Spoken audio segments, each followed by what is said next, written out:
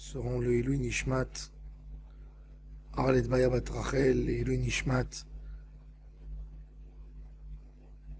Alice Aisha Bat Esther, et pour la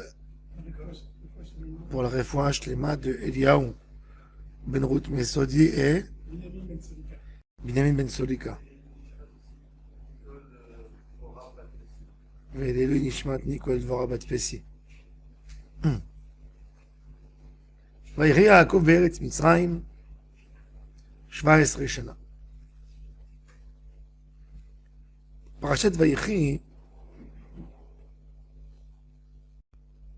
elle est différente des autres parachutes parce qu'on rentre dans l'idée du Ham Israël. On sort du partage d'individus dans la Torah, des tribus. Ça va devenir des béné Israël. Ce n'est plus une famille, patriarche, enfant. Ça devient un peuple. C'est une grande responsabilité quand on a un peuple. D'un côté, quand on a un peuple, la faute de l'individu ne compte pas tellement parce que elle ne peut pas changer le peuple. Mais d'autre part, l'image du peuple est tellement importante, une faute d'un peuple, c'est une déviation totale.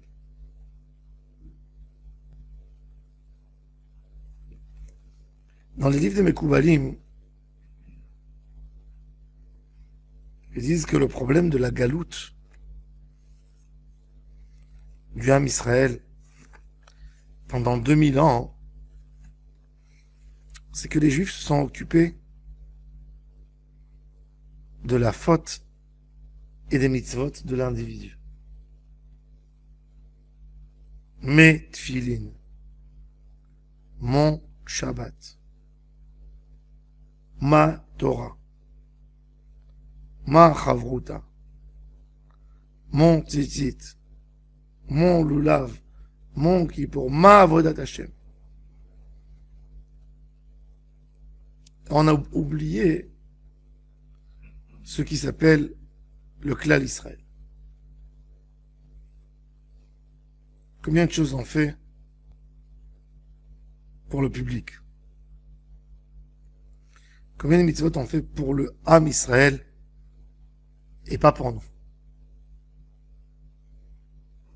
Cet abondant nous a rendus égoïstes.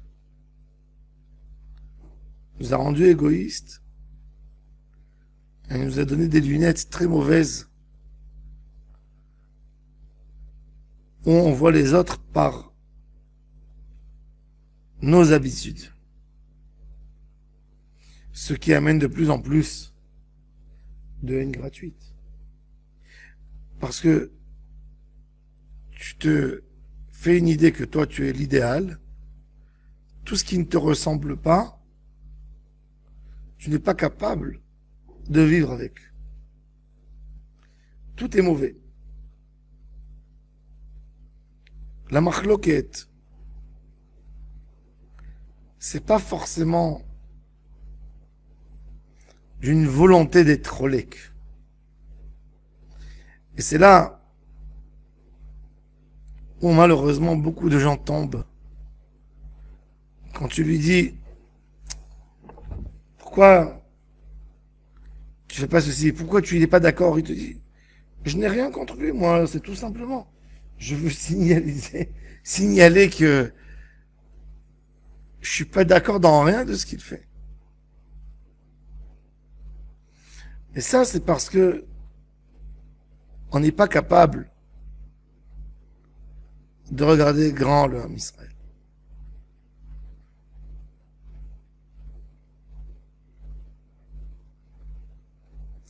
Quand on ouvre une société, et surtout aujourd'hui, on veut développer une société très vite. Il y a des gens qui ont une très très belle idée pour gagner de l'argent. On va appeler ça un start-up. L'idée est écrite. Il y a le plan. Et la personne qui fait ça, il se confie à quelques amis, des proches. Qu'est-ce que vous en pensez de mon idée? Et chacun lui dit, c'est une idée incroyable. Tu deviendras un milliardaire. Et là, il sent déjà comme si l'argent il est dans sa poche. Maintenant, pour mettre ce start-up en place, pour pouvoir gagner des millions ou des milliards, mal à Assot, le chemin est de chercher des investisseurs. Chercher des investisseurs, tu dois des fois donner 50, 60, 70% même de ton idée. Et là, se partagent les gens. Il y a un homme qui est tellement égoïste qu'il n'est pas capable de penser à l'idée. 70% de moi va partir chez l'autre. Alors, qu'est-ce qu'il fait? Il va chercher des investisseurs qui vont prendre que 30%. Mais ils vont pas mettre la même somme. Ils vont pas essayer de développer. Ils ont pas un dos. Et il va craquer. Et à la fin, ça comme tous les startups. Ça n'attrape pas, ça monte comme des petites lumières. Et il y a un homme qui comprend. Il dit, moi je regarde pas les 70% de mon travail. Aujourd'hui, j'ai 0. Demain, avec cet investisseur, moi je peux arriver à valoir tant de millions. Baruch Hashem. Magnifique. Cet homme va réussir. On a tellement besoin de prendre ça dans la compréhension du Ham Israël. On n'est pas capable de mettre des tefilines gambées pour qu'un juif que lui n'achètera pas des tefilines mettra aussi des tefilines. Partagez au lieu d'acheter une belle paire de tefilines. J'achète 2 tefilines, un pour un autre. Et je mettrai toute ma vie. Oui. Gambé, pas grave. Et l'autre aussi mettra des tefilines.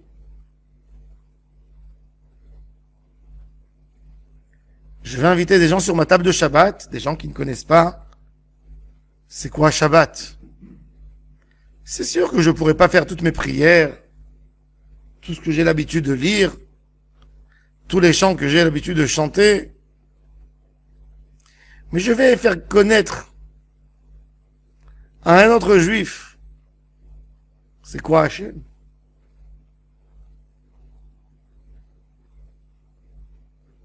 Et ainsi, dans toutes les mitzvot,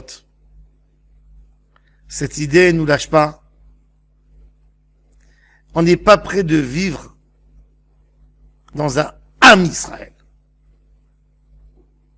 On veut vivre notre judaïsme. Quand je dis notre, pas celui du peuple d'Israël. Le nôtre, le privé. On ne veut pas sortir de là-bas. Le tikkun de ces générations, ce serait de faire des grosses mitzvot et de les offrir cadeaux au Ham Israël. Notre travail dans notre génération doit être à ajouter des idées dans le Ham Israël. Faire évoluer la teshuva du Ham Israël. Et pas de l'individu. Que le Ham Israël dans son intégralité comprendra une des 613 mitzvot de la Torah. Que le Ham Israël comprendra la valeur des choses. Pas de tout. Imaginez-vous que demain, tout le Ham Israël, tous, allument les bougies de Shabbat. Ils sont pas religieux. Mais tout le monde, plus religieux, moins investi, plus investi dans la Torah, tout le monde, sans exception. Chaque juif qui est juif d'après la Torah, il allume les bougies de Shabbat. Ça, c'est une tchouva de la nation. La nation aurait compris quelque chose. Quand la nation juive se met en groupe autour d'une idée, c'est la plus belle victoire pour Hachem.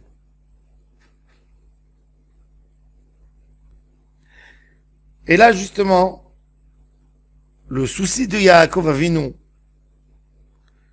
de Vayeri Yaakov Parasha Zustuma, Rashi nous dit, cette paracha dans le livre de la Torah, il n'y a pas d'espace. Comme une paracha normale, c'est un nouveau sujet. Il n'y a pas d'espace. Chez Nistemu, Nistam Mimeno Yaakov Aketz. Yaakov Avinu n'a pas pu parler. La Gemara nous raconte que Yaakov Avinu voulait raconter des secrets au Ham Israël. Voulait leur dire la fin des temps. C'est écrit clair et net dans notre paracha. Il leur a dit Vaïkra Yaakov el Banav. Yaakov a fait appeler ses enfants quand il était malade. Vayomer et asefou, rassemblez-vous. Va'agida lachem et asher yikra etrem be'acharit hayamim. Venez là. Je vais vous dire ce qui va se passer avec vous à la fin de temps. Et la Gemara, elle dit, c'est bizarre. Si tu lis depuis ce moment-là, jusqu'à la fin de la paracha, tu trouves pas les événements de la fin des temps. Et pourtant, il les a appelés. Alors la Gemara, elle dit qu'il a voulu dire et il n'a pas pu dire. Le Zohar HaKadosh, il n'est pas d'accord. Le Zohar HaKadosh pose une question. Il dit, si c'était un échec de Yaakov, il avait l'intention de dire, il ne l'a pas dit. Pour une raison A, pour une raison B, la Torah n'a pas écrit un échec. Ça n'a pas réussi. Il n'y a pas ici quelque chose qui s'est réalisé. Il a voulu faire, il n'a pas pu le faire. Pourquoi la Torah va dire quelque chose qui paraît comme un mensonge? Parce que quand quelqu'un il lit ce texte, il est sûr maintenant qu'il va lire tous les secrets. Et ils ne sont pas là.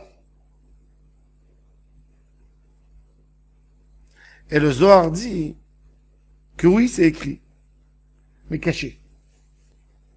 Dans les mots de Yaakov Avinu, il y a toute l'histoire du Ham Israël écrite, jusqu'à la fin des temps. Mais on peut dire, et c'est ce qu'ils disent les élèves du Baal Shem Tov, et asefou ve'agida lachem, et asefou, rassemblez-vous. Le rassemblement du Ham Israël, c'est ça le Inyan de Yaakov Avinu. Yaakov Avinu, au début de sa vie, ses enfants, pardon, pas de sa vie, il a grandi dans un endroit où il y avait un seul qui méritait la bracha. Même qu'on aurait pu penser que lui aurait lutté contre ça, Une éducation, c'est une éducation. Et quand Yaakov vieillit, et il a Yosef, il aime Yosef plus que tous ses enfants. Il fait ce que son père a fait avec son frère, ce que son grand-père a fait avec son père. Et Akadosh Baruch Hu lui dit, non, Yaakov,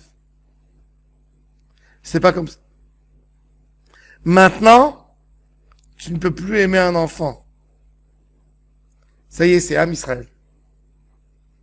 Le jeu de transmettre tout à un est terminé.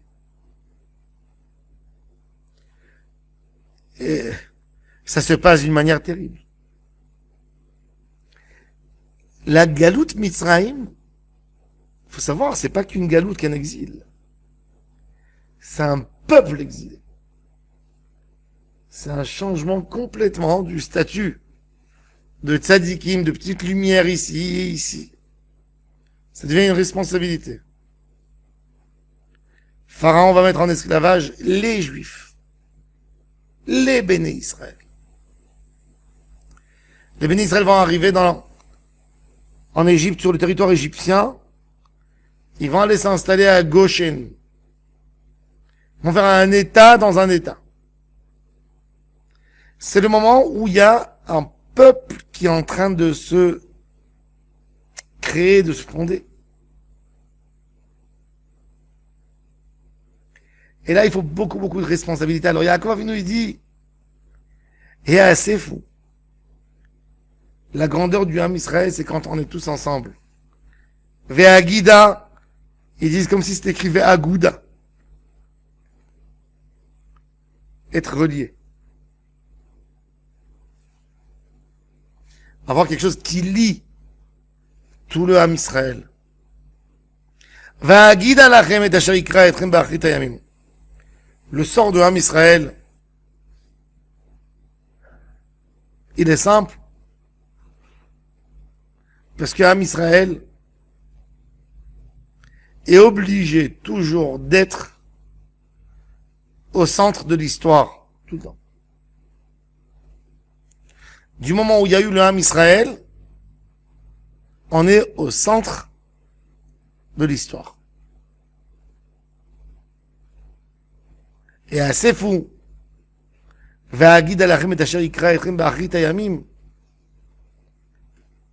Si vous êtes ensemble, vous allez être au centre de l'histoire, mais ça peut se passer que très bien.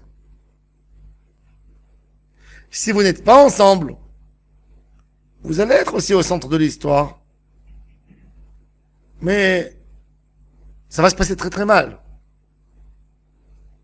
Des destructions, des malheurs.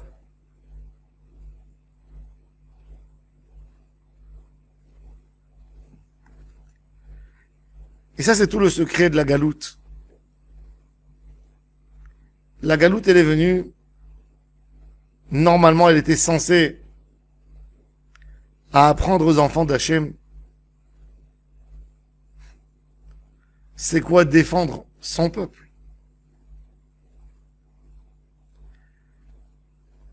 Il faut qu'on comprenne que si l'ennemi vient chez mon ami et il le détruit, on a un combattant en moins demain. En Arabie Saoudite, à l'époque de Mahomet, il y avait énormément de juifs. Énormément de juifs. Rabbi Yochanan ben Nouri venait de là-bas. Rabbi Akiva, dans la Mishnah, toujours on parle de Araviot Yotzot. Araviot, c'est les fils d'Israël qui étaient en Arabie. Et quand il y a eu le mouvement de l'islam, il y avait 3 tribus, très grosses familles juives. Une Ben Kourish, et 2 autres, j'ai oublié leur nom. Ils sont mentionnés dans le Coran, hein. Quand Mahomet Il les a menacés, leur a demandé de recevoir sa religion, ils ont refusé. Il est sorti en guerre contre eux. À Mecque, à Médine.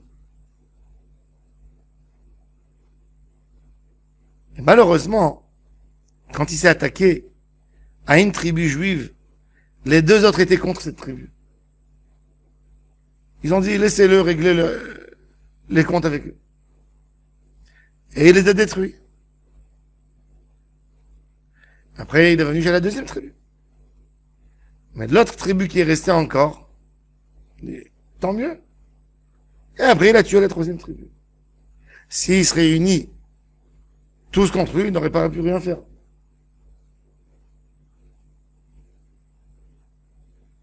Il faut savoir que dans le Ham Israël, il y a de tout. Celui qui pense qu'il y a un juif gamme 1, il y a un juif gamme B, il y a un juif gamme 3, il y a un juif qui peut pas rentrer à la synagogue, il y a un juif qui peut... Hachem Ishmor. Faut prier pour lui qu'il fasse tchouva, même si il se dit rabbin. Un juif qui rentre à la synagogue, même s'il ne rentre pas à la synagogue, c'est notre frère. On est à 100% pas d'accord avec ce qu'il fait. Mais il peut rentrer à la synagogue. C'est un juif. C'est pas un juif gambé. Il est exactement comme nous. Rien de moins. Peut-être plus. Un juif doit penser toujours que l'autre est plus que lui. Il y avait une fois chez le rabbi. Les chassidim étaient en train de sauter un sur l'autre pour voir le rav. Le rav était gêné. Il a dit, arrêtez, arrêtez. Vous savez, chaque juif, c'est un Sefer Torah.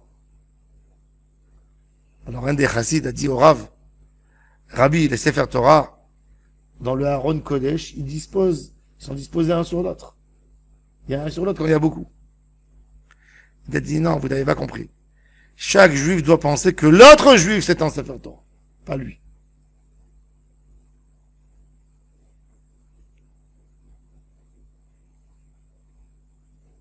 Yaakov Avinu va prendre les 12 enfants et il va leur parler. Il va donner des brachot. Et dans ces moments-là, les enfants regardent un à l'autre. Qu'est-ce qu'il a dit à moi? Qu'est-ce qu'il a dit à l'autre? Qui est le chéri de papa? Qui a eu la plus belle des brachot? C'est normal. Nous sommes des êtres humains. On aime comparer. On se pose ces questions. Et là, la bracha, c'est étonnant. Il y a 3 tribus qui reçoivent pas de bracha du tout. Et à la fin de tout ce que Yaakov Avinu va dire,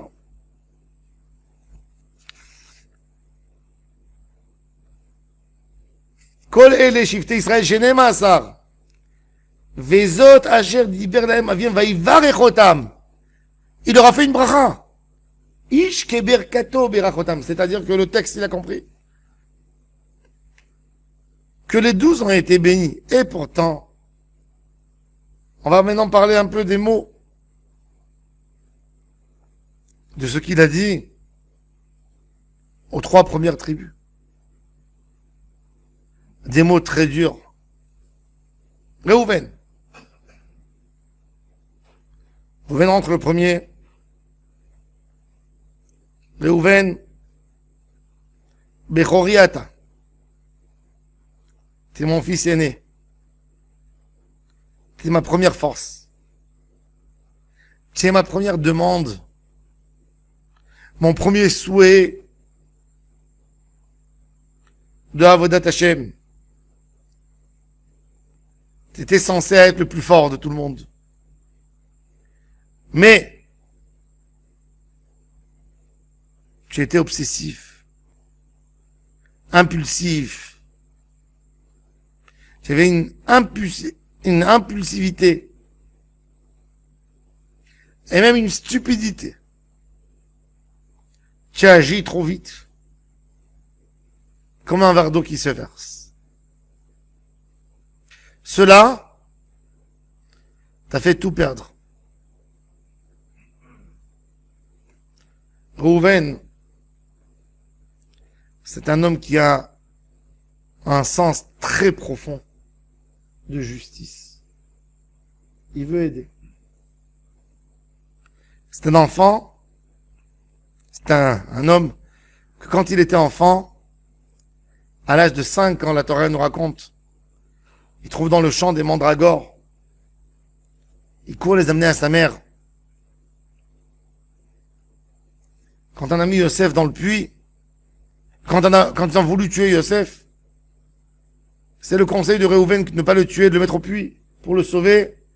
Et il avait l'intention, la Torah nous dit, de le prendre le soir et de le ramener chez papa. Quelqu'un qui est plein de bonnes intentions.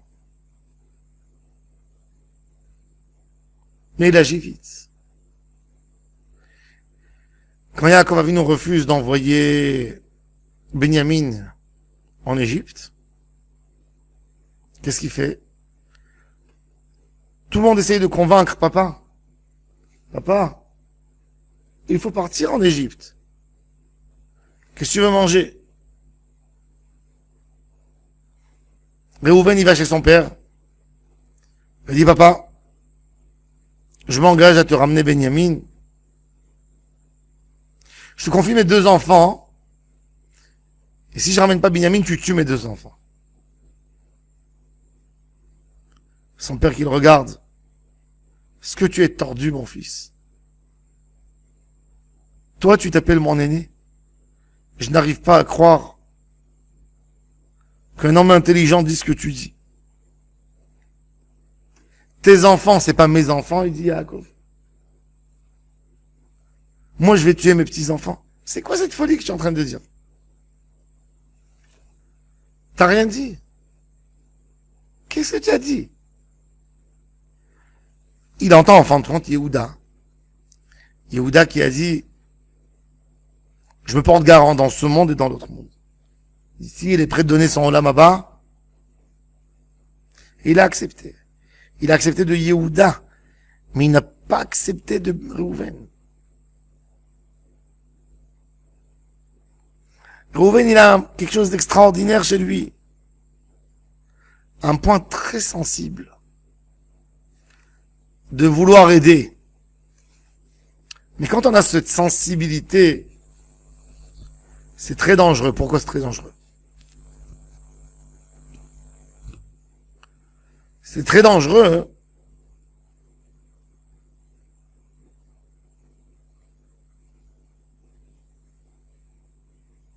Quand on est impulsif, on regarde une chose et on s'éloigne du regard global. En quoi Yaakov a en voulu énormément Reuven? C'est écrit dans le Midrash que Yaakov était censé avoir 13 enfants et pas 12. 13.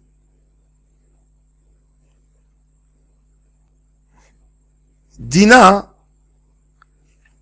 est devenue fille suite aux prières de Léa pour ne pas avoir vraiment beaucoup plus que Rachel.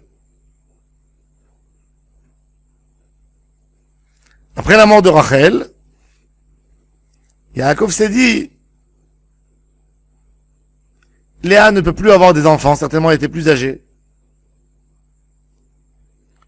Je vais être avec Bilha, la servante de Rachel qui est devenue ensuite ma femme, pour avoir un 13e enfant. Il y a Reuven qui était très jaloux pour sa maman. Il a dit, je peux comprendre, tant que Rachel était vivante. Rachel, c'était la femme pour laquelle Toi, papa, t'es venu, tu as tout quitté pour venir ici pour te marier avec elle. Je peux comprendre que tu lui donnes une préférence à toutes. Mais la servante, elle sera plus importante que maman. Elle est rentrée dans la maison de Yaakov. Il a pris son lit. Il a fait des histoires. Il s'est calmé que quand Yaakov est retourné habiter avec Léa. La Torah dit qu'il lui a dit, tu as profané mon lit. Chilalta Yetsui Allah.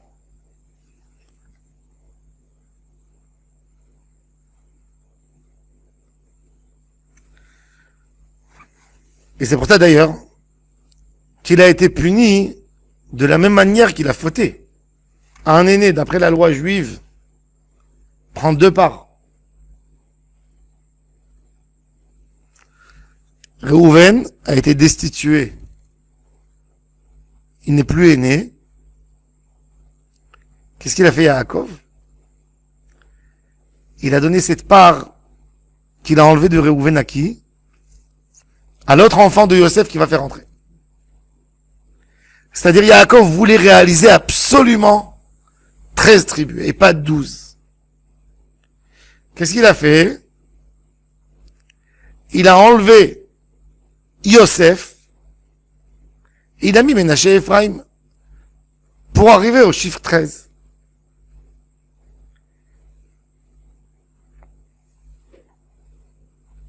Et il dit à Réhouven, tout ça c'est parce que tu es impulsif. Impulsif, il voit une chose. Il a vu la douleur de sa mère, et il avait le droit de voir la douleur de sa mère.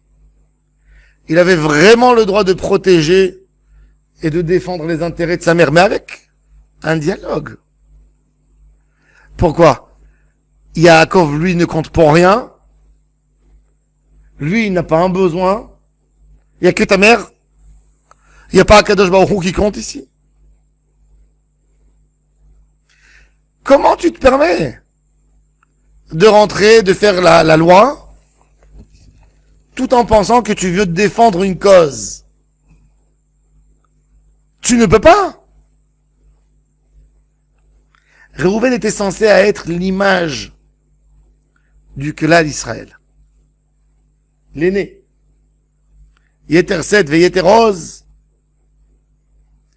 Et il a perdu parce que justement, en faisant ce qu'il a fait, il n'a pas compris qu'il y a d'autres éléments dans le jeu. Connaître le Ham Israël, c'est d'être chacham surtout. C'est de comprendre qu'il y a tellement de juifs qui pensent différemment que moi. Et j'ai besoin de les rapprocher à Hachem Yitbarach. Il y en a tellement qui sont éloignés. Quel discours je vais avoir avec eux? Je pense qu'aujourd'hui en Israël, le plus grand des débats entre religieux et non religieux, c'est que le religieux, il vient avec une image de son monde où il vit, où il souhaiterait vivre. Et il veut absolument que l'autre vit dans son monde à lui. Et le non-religieux, lui aussi, il a une image. Et il veut que le religieux aussi vive avec lui, dans son image à lui. Et ça, c'est le manque de compréhension de la réalité. Ce start-up ne pourra jamais évoluer parce que tu n'es pas capable de donner 70% pour réussir. Tu vois ce que tu donnes, mais tu ne vois pas ce que tu vas recevoir à la fin. Badaï qu'il faut beaucoup de chorma pour savoir qu'est-ce qu'il faut donner. Mais l'idée, C'est que je dois venir vers eux.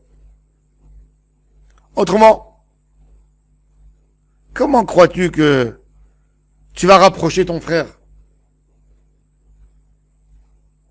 Ce qui n'a pas marché pendant 200 ans, les 200 dernières années,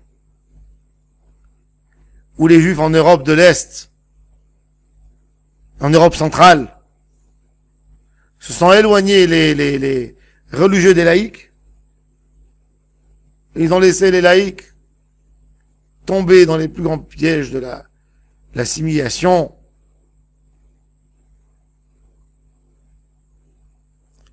Le juif laïque, il est venu le jour du yortzeit de son papa. À la synagogue, il a dit, je veux dire Kaddish. Et le shamash lui dit, dis-moi, tu te rases avec la lame? Bah, il est sorti, il n'est même pas revenu même pas à Kippour, il est plus revenu. Il est venu à la synagogue en voiture, Shabbat.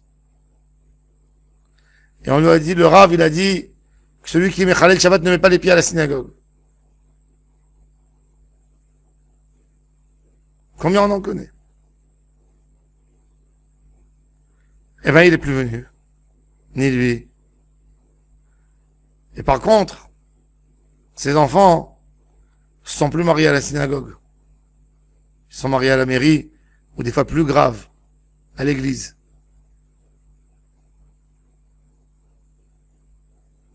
Ça, c'est quand on n'est pas prêt dans notre neshama de comprendre qu'il y a quelqu'un d'autre devant moi. Mais ça, ce que je dis, c'est une idée générale. Vous pensez que ce que je suis en train de dire, c'est trop général. Mais vous savez combien de fois on tombe là-dedans à la maison avec nos enfants? Notre enfant, il vient, il fait la crise, il a envie de faire quelque chose. Et nous, on dit non, tu feras pas. Tu feras pas? Parce que ma vie, c'est comme ça et pas autrement.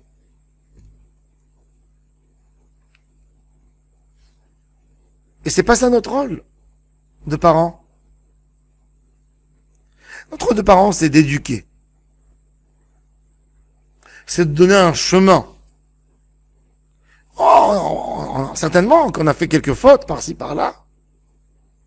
Qu'on a mal transmis. Mais c'est de donner un chemin à l'enfant, puisque l'enfant, il a des libres arbitres. Même lui, il a une vie. Et ça, on n'est pas prêt. Et on va pas le recevoir. Et avec le couple, combien de fois les conjoints essayent d'éduquer un l'autre? Le mariage, c'est pas pour éduquer le mariage. Le mariage est fait pour vivre, il est pas fait pour éduquer. Si tu penses que tu vas éduquer l'autre, tu es malheureux et tu le rends malheureux. Tu n'es pas là pour éduquer, tu t'es pas marié pour éduquer. Éduquer, c'est à l'école. Éduquer, il y a pas, c'est pas un objet à toi. On dresse les chiens. On dresse pas les enfants.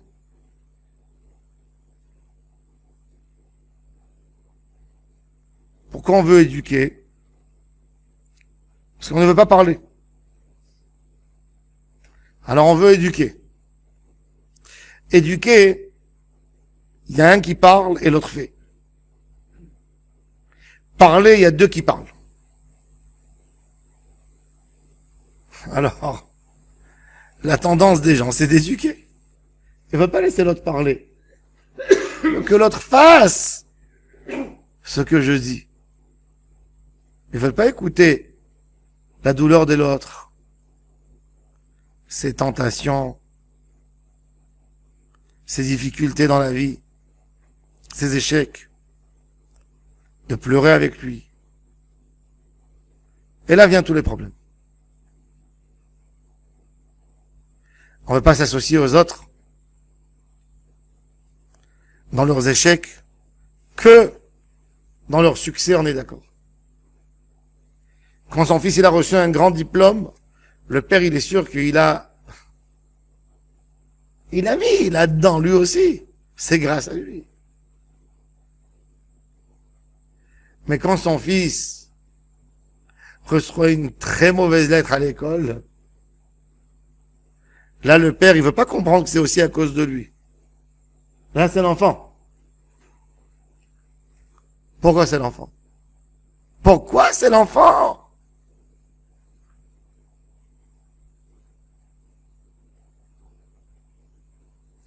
On est prêt de se sauver et d'abandonner très vite des choses.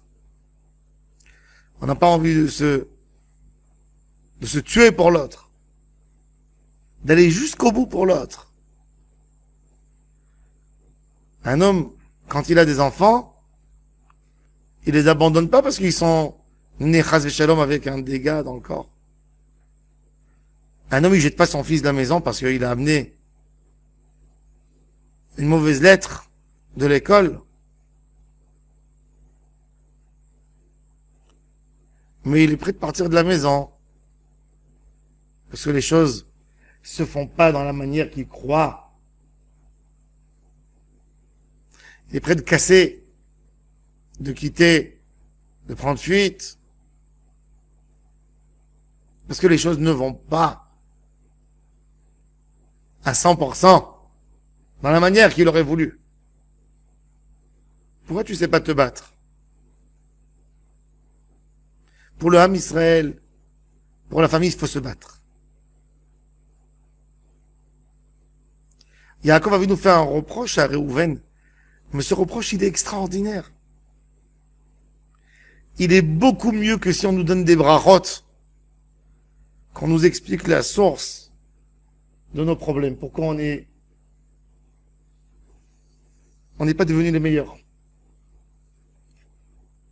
Quand quelqu'un il est là pour nous dire, voilà, il y a ça qui t'empêche d'être le plus fort. Il y a ça qui t'empêche d'être heureux. Il y a ça qui t'empêche d'être riche. Il y a ça qui t'empêche d'être réussi dans ta vie. Ça, c'est la plus belle de toutes les brachot. Au lieu de dire à quelqu'un, t'es bon, t'es le meilleur. Mais il sait qu'il n'est pas le meilleur. Tu viens, tu lui dis, t'aurais pu être le meilleur, mais tu sais pourquoi t'es pas le meilleur? Parce qu'il t'a manqué tel élément, tel élément, et tel élément, et tel élément. Là, il n'y a pas une plus belle bracha que ça. Tu m'as donné la clé de mon tikkun. Du tikkun de ma neshama.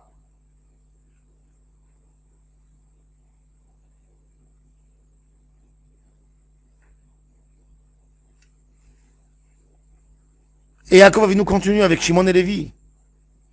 Shimon et Lévi, Achim. Achim.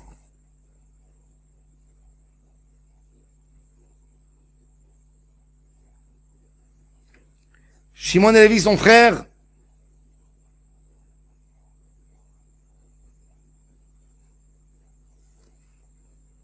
La fraternité, c'est toujours bon. Mais il y a une fraternité qui est terrible. Il y a une fraternité que par nature, on couvre un l'autre. C'est la famille. On parle pas. Et si on est frères,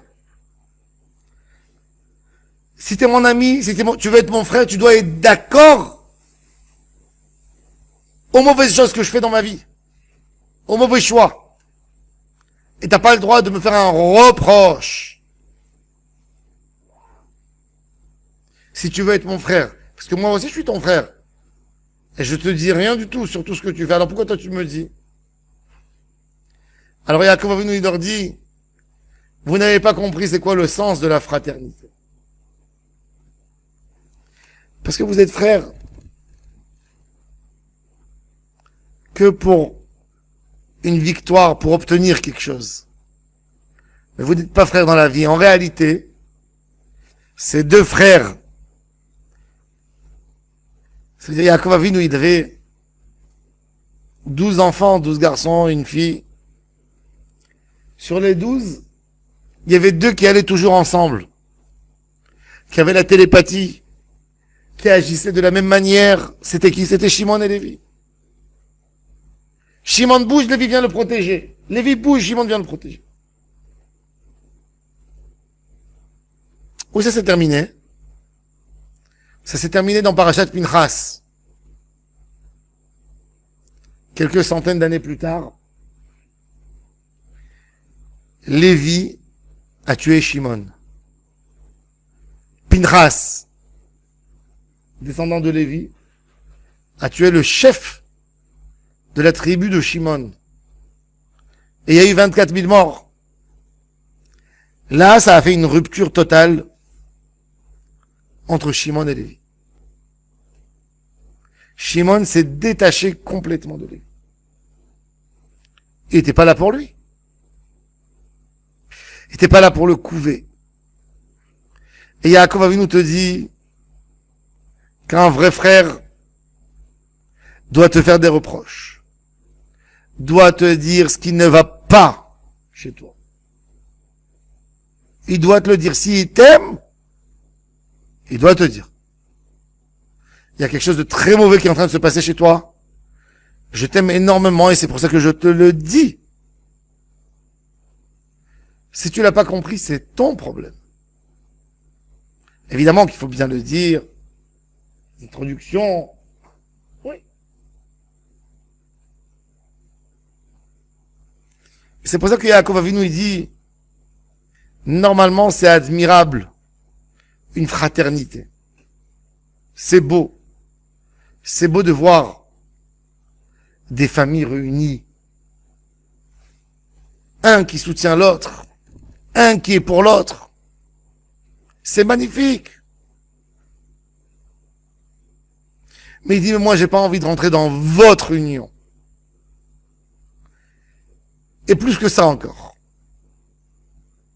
Si moi, je suis une des raisons de cette union, il dit à Yaakov Avinu, enlevez-la alors.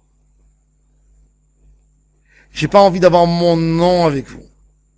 Bikhalam al techad kivodi. Pourquoi? Parce que leur union, c'est une union pour soutenir la colère et les mauvaises midotes. La vengeance. Arurapam kiaz, ve'evratam ki kashata. Yaakov Avinu ne maudit jamais la personne, mais il maudit l'action. Que leur colère sera maudite, elle, et leur manière de se comporter. Et il dit à Yaakov Avinu, justement, vous qui avez compris c'est quoi la notion de fraternité, il serait bien que vous vous diffusez entre toutes les tribus et vous leur enseignez le sens de la fraternité. La fraternité en soi, c'est exceptionnel.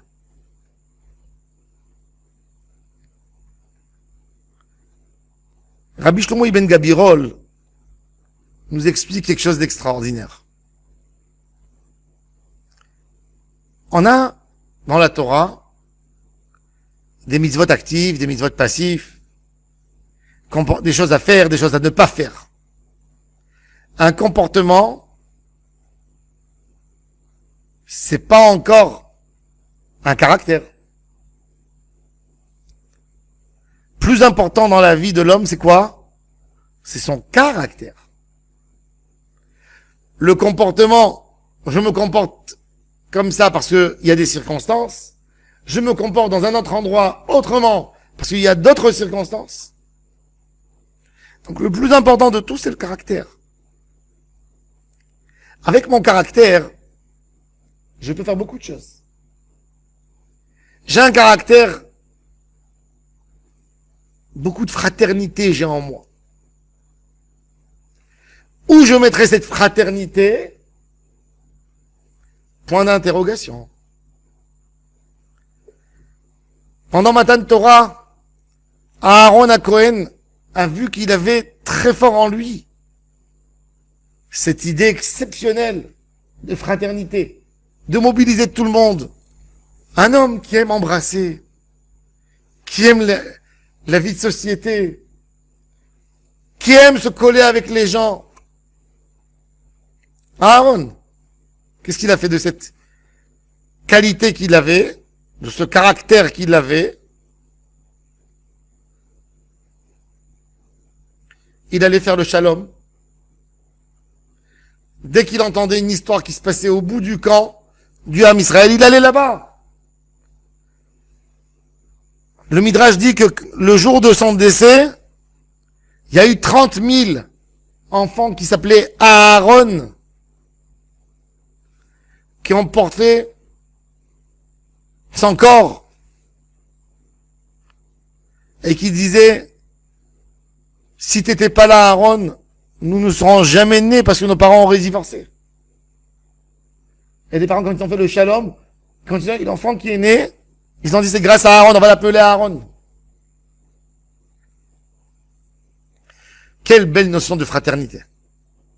Et Shimon, il est parti faire la fraternité avec qui? Avec les filles de Midian. Les filles de Midian. Celles qui étaient là pour détruire le Ham Israël. Par l'idée de Bilam Aracha de: ah, c'est des gens qui nous aiment. Ne refusons pas leurs beaux gestes de fraternité avec nous. Et il a piégé le Ham Israël. Celui-là, son caractère l'a amené à quoi? À protéger le Ham Israël, à donner. Et d'ailleurs, le petit-fils de Aaron, Pinchas, il va protéger la fraternité de Ham Israël en tuant Zimri, qui est là en train d'amener une pandémie sur Ham Israël.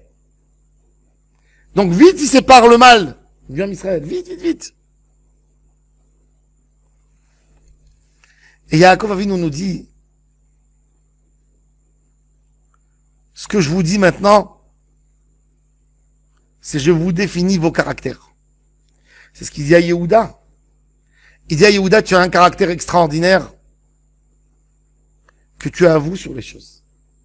Tu as une facilité de parler de toi. Ça peut être pour le bien, ça peut être pour le mauvais aussi. Hein. Un homme qui parle des avérotes qu'il fait, il allège le niveau de la avéra des fois. Mais il lui dit: ce caractère que tu as pu mobiliser avec beaucoup de personnes dans le bien. La Gemara, elle dit, quand Réhouven, il a fait teshuva sur le fait qu'il a empêché son papa d'avoir un 13e enfant, le jour où Yehuda, dans le grand jugement, avec Tamar, il a dit: Tzadka mimeni. Elle a raison. Elle est mieux que moi, cette fille. Et il a dit: Tzadka, c'est de moi. Elle est tombée enceinte. Ah, quelle honte. Devant son père Yaakov, devant son grand-père Yitzhak. Tout le monde était là-bas. Quand il voulait condamner Tamar. Et Réhouven a dit: il serait temps que moi aussi j'irai demander pardon. Et moi aussi je vais me mettre devant et je vais dire que je fais teshuva. Alors Réhouven, Yehuda, il n'a pas fait teshuva. Il a avoué. Une sorte de prise de responsabilité. Mais Mani, Réhouven a fait évoluer l'idée de Yehuda et il a même fait une teshuva. Alors c'est quoi son mérite de Réhouven qu'il a eu? Le premier prophète le prophète de la teshuva, c'est qui? C'est le prophète Osée, Oshéa, petit-fils de Réhouven, le Navi de la teshuva. Quand on dit ça à Haftara, Shabbat avant Kippour, Shabbat Tshuva. Yaakov Avinu, il nous dit de travailler nos caractères. Combien de nous connaissent nos caractères? On connaît plein d'actions qu'on fait. Et ça, c'est justement ça. Le Yetzer Hara, il veut que tu rentres dans les actions, mais que tu ne comprennes pas pourquoi tu as fait. Le Icar de tout, c'est de connaître son caractère. Quand on ne connaît pas nos caractères, on n'évolue pas. Quand on connaît nos caractères, on est plus prêt à l'idée du Ham Israël. Vous savez pourquoi? Parce que pour connaître nos caractères, il faut comprendre d'où on vient. Un homme qui veut ou qui veut pas, il prend le caractère de ses parents. Quand j'étais petit, je voyais mon papa, il adorait les citrons. Il prenait un citron, il épluchait la peau, il mangeait le citron. Quand quelqu'un mange une clémentine, il mangeait le citron. Et moi, quand je voyais ça, j'avais la chair de poule. Comment il peut faire ça? Eh ben maintenant, moi, à son âge, sans faire exprès, je mange des citrons. Ça veut dire, il y a quelque chose en nous, en nos parents, qui revient chez nous. Ça fait partie de nos caractères. Quand on a compris ça, on essaye de trouver des points communs chez l'autre qui nous ressemblent. Et c'est ça ce qui fait la liaison du Ham Israël. Mais quand l'homme s'attarde que sur les mitzvot, l'action c'est quelque chose qui sort de ton corps. Elle n'est pas là. Le Hari HaKadosh nous dit que toutes les mitzvot actives de l'homme, c'est la lumière externe, pas de la lumière interne, pas le plus haut niveau. Le plus haut niveau des mitzvot que l'homme fait, c'est les mitzvot que l'homme fait avec sa parole et avec sa pensée dans sa neshama. C'est le plus haut. Plus que tout. Parce que elles arrivent à se coller dans l'autre. Quand tu fais une action, c'est sorti de chez toi. Ça prend une voie. Ça s'éloigne. Tu n'arrives même pas à approprier ce caractère, cette mitzvah à toi-même.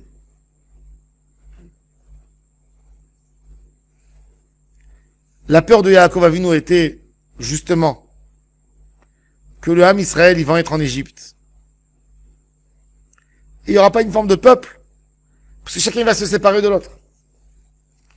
Alors c'était très important pour lui de rassembler le Ham Israël, de les mettre ensemble, pour former le Ham Israël. On a besoin de prendre, nous tous, une fois par jour au moins, une réflexion d'1 minute et de dire, ok, j'ai fait des mitzvot. Qu'est-ce que je fais pour le public, pour Ham Israël? Qu'est-ce que je fais pour l'idée du Ham Israël?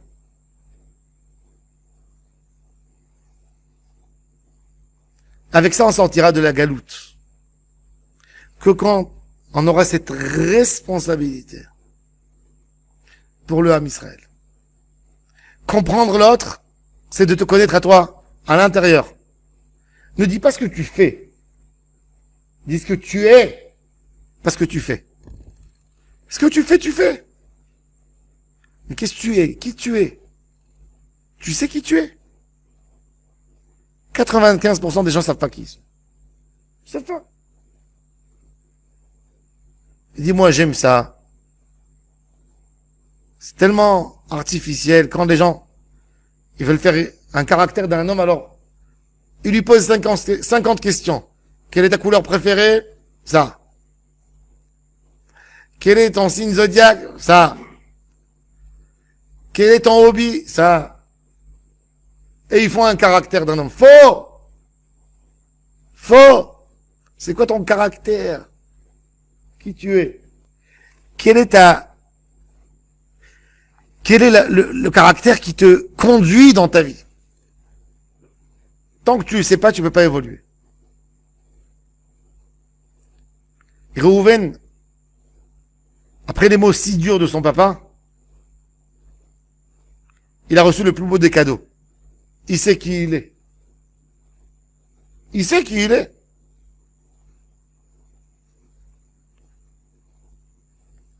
Shimon et Lévi, ils savent qui ils sont.